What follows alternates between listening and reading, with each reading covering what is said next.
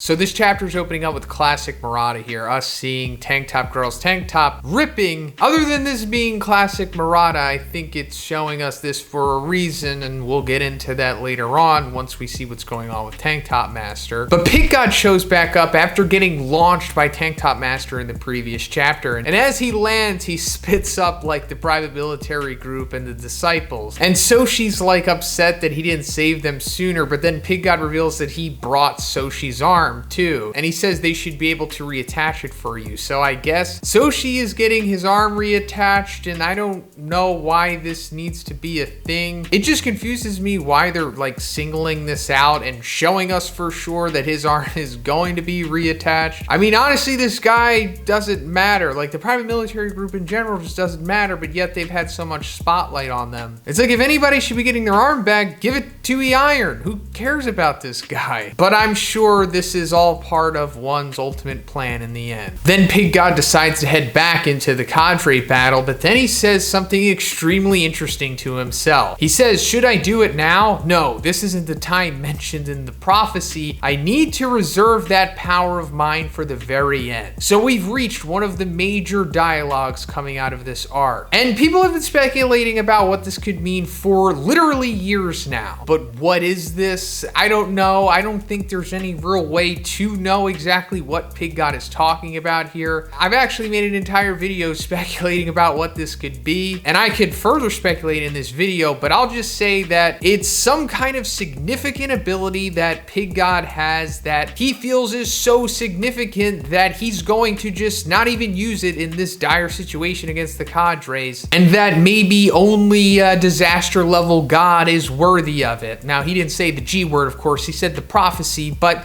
it kind of feels like those two things are one and the same. But I'll leave it up to you in the comments to speculate about what Pig God's ability or that power of his could be. So then we come back to Fear Ugly and Gums, and this is picking up from the end of the previous chapter where they're coming up on a unconscious Tatsumaki. And Fear Ugly says something that I can't even mention in this video because of YouTube, but I'll just say that it's probably a trick question because the answer is most likely none. But then Bang immediately interjects, and he's doing the abandonment. If you'd like to know what the abandonment is, you can check out this video right here. But he just shoots through Gums, taking Tank Top Master out of him. And Genos immediately comes in with the assist with, I guess, an incineration cannon right inside of the wound that Bang just created. But then Fear Ugly comes up on Bang, who had just grabbed Tank Top Master, and throws a face caving punch at him. Bang checks his punch and deflects it back at him. So then Bang checks Tank Top Master, and he says that his heart stopped beating. And he grabs his tank top and he says, what a sturdy undershirt, and he lets it go, and it like snaps back on Tank Top Master, and I guess gets his heart going again? Because Bang checks his heart again, he's like, he's back with us, such strong vitality. And Tank Top Master like starts mumbling, and he says, what did you say? It's like, this is Tank Top magic? And Genos is like, he's delirious. Bang says he's still half conscious. That's enough, not another word, we'll get you to the medics. But then it says that he's fully conscious. So Tank Top Master is not dead, he has survived, and I for one am happy about this. Maybe some people were disappointed because I know that a lot of you want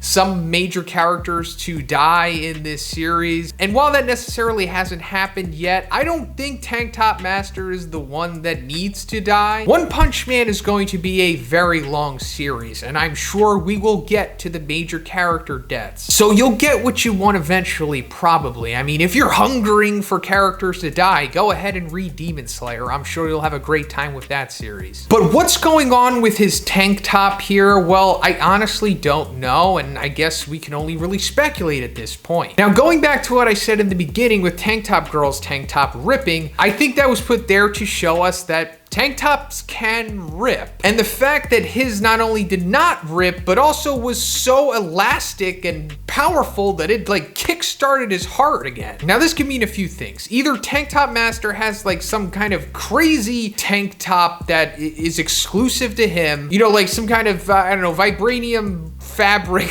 tank top, I don't know, something. I mean, if the Hero Association gave Metal Bat an unbreakable bat, then maybe they gave him like an unbreakable tank top. I don't know, maybe it's something like that. Or it literally is tank top magic, and tank top magic could be going into the supernatural force that exists within the One Punch Man world, which most likely correlates to monsterization. I mean, we've seen that it has an effect on clothing and stuff. I mean, look at what's happening with Garo. Now, I'm not saying for sure that Tank Top Master is undergoing monsterization here or something. I'm just saying maybe it's a possibility. Because also we have to look into Tank Top Master might straight up be getting like a Zenkai here. Like the power aspect of One Punch Man, where when you come extremely close to death, survive, and come back, you gain like a power boost. At least according to Psychos chapter 92. We see this happen to Garo with his near-death encounter against Royal Ripper. So if anybody is a likely candidate for that to happen to them, it would be Tank Top Master here. And that could also lead to his tank top gaining some kind of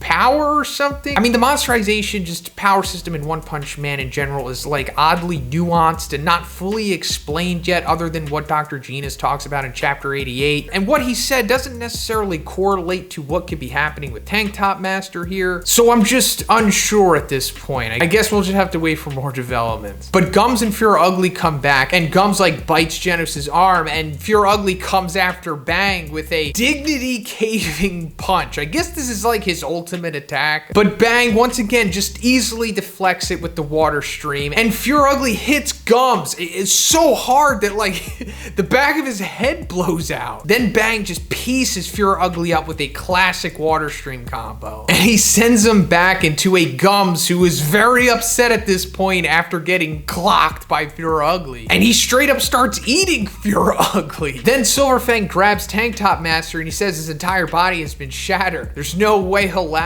until help comes. Hate to overburden her, but we'll have to rely on the young Miss's healing abilities again. He's referring to Fubuki here, so I guess that was how Tank Top Master's gonna make it out of this. Fubuki's gonna heal him somehow, and by somehow using her Esper abilities. And I don't think it's ever been fully made clear that she can straight up like heal somebody to this extent. I mean, we've seen her use her abilities on like Bang and Bomb, but that kind of just reinforced their body. So I guess using that same principle, but to an extreme degree, can straight up, heal Tank Top Master's grievous wounds here. Then Gums starts twitching, and we see Pure Ugly start to pull him apart. Then he completely rips him in half, and we see the birth of a new cadre here. Well, kind of. More like Pure Ugly version 2 by the name of Vomited Pure Ugly. So I guess Gums started to like immediately digest Pure Ugly here, like way quicker than he has any of the other people he's eaten. Before he's completely digested, came out of him, and so it's possible that this might be making